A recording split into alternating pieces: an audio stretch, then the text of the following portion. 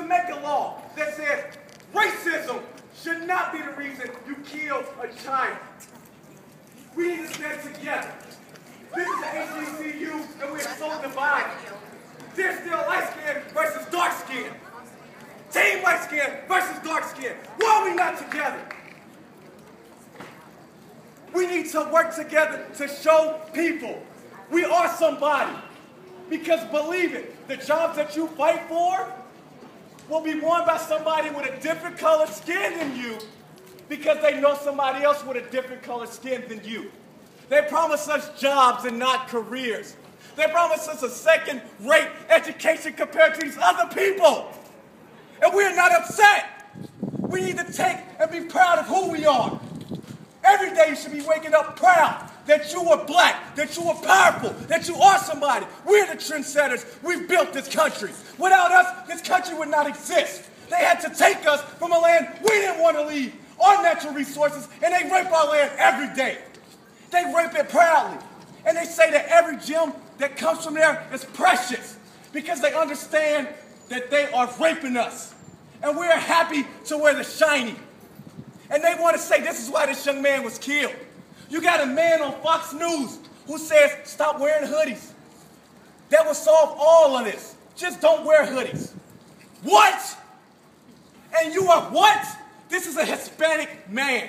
Proud to say, because you are brown, you shouldn't wear a hoodie because you look like a thug. Do you look like a thug because you're wearing a hoodie? Do you look like a thug? Does anybody look like a thug? That's how they want to go. This man was on TV and said he racial profiles, he stereotypes. When he sees somebody, the color of your skin, he crosses the street because he fears you. But what is he fearing? A confrontation of violence. That's all they have in their minds. That we are violent, ignorant people. But yet here we are, trying to better ourselves to get somewhere. They want us in those impoverished mindsets. They want us to stay where we are. We need to stand up and fight. Not just for this isolated incident, not for Troy Davis, who was murdered by our police system, our justice system. This man had all the evidence to prove he was innocent and still died at the hand of our justice. Casey Anthony goes free. George Zimmerman goes free. Why is it they keep on going free, but we die every day? They don't care about our existence. That's the truth. The reality is they don't care. They don't. So we have to stand together as one, unite. Because if we don't, we will not survive. I guarantee you that. This is our time for the revolution. This is our time for change. The longer we hold back and we hold in the great things that we have to say, is the more that we destroy ourselves. So all I ask of y'all, for whatever we have to do, whatever petitions we have to sign, whatever marches we have to do, if we had to have a sit-out to show that this university is supposed to be behind us, they're supposed to be supporting us as a black community. Whatever we have to do, we need to make a stand now. Because if we don't, are we going to wait for another incident to happen? Are we going to wait? How long do we have to wait? How many have to die before we stand up? Then we take a look at the injustices that affect our community every day. This case, which involves the murder of Trayvon Martin, is a case that directly affects our livelihood as American citizens and as South Carolinians. In the infamous words of my dear fraternal brother, injustice anywhere is a threat to justice everywhere. This trivial case is a wake-up call to us as students to pay attention and speak up. We must exercise our right and our voice that God has given us, and our rights there too. We are given certain unalienable rights, which include life, liberty, and the pursuit of happiness. In this pursuit of happiness, justice is necessary, not given but necessary to fulfill the promise of happiness.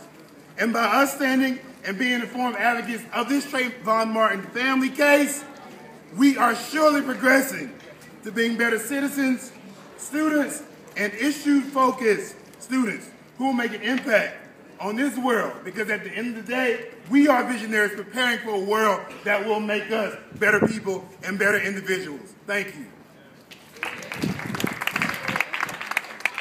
All right, you guys. be law, but I want to challenge you guys. I'm a professor here, and some of the things that really bother me the most is the way that students go to sleep.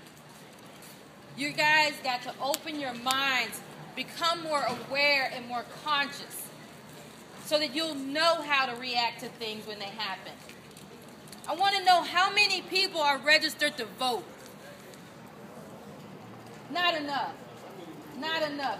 Get registered and actually vote in local, in state, and in federal elections. Y'all got to get rid of this law that says anyone can stand their ground with a gun to your head. Okay? Get rid of it. Get rid of these lawmakers that do not respect who you are. Next thing, engage in your classes. Force your professors to teach you something.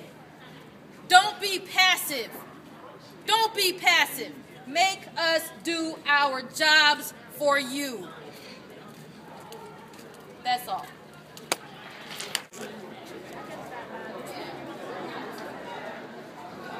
I mean, honestly, I really did this because I realized that that situation was not an isolated situation. Trayvon Martin could be anybody on this campus, could be anybody in the United States.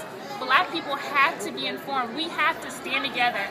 There's so many instances. The civil rights movement started with young people like us, and it hurts me every day when I realize that stuff like this is happening, and we're at an HBCU and people cannot stand together and aren't informed and don't know that this can happen tomorrow, this can happen next week, and we're still standing here.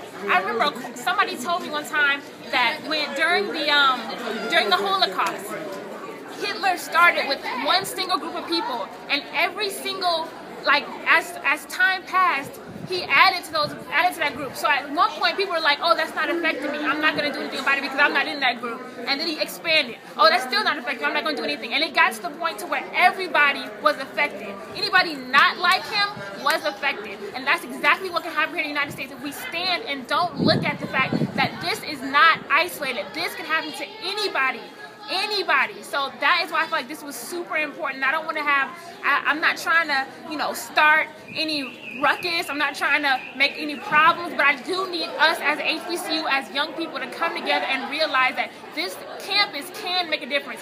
Everybody here can make a difference. All we have to do is be informed and be ready, because the revolution is now. Claflin University for Trayvon Martin. Claflin University for Trayvon Martin. Claflin University for my homeboy Trey. Oh, turn this way? Claflin University for Trayvon Martin. Claflin University for Trayvon Martin. Claflin University for Trayvon Martin.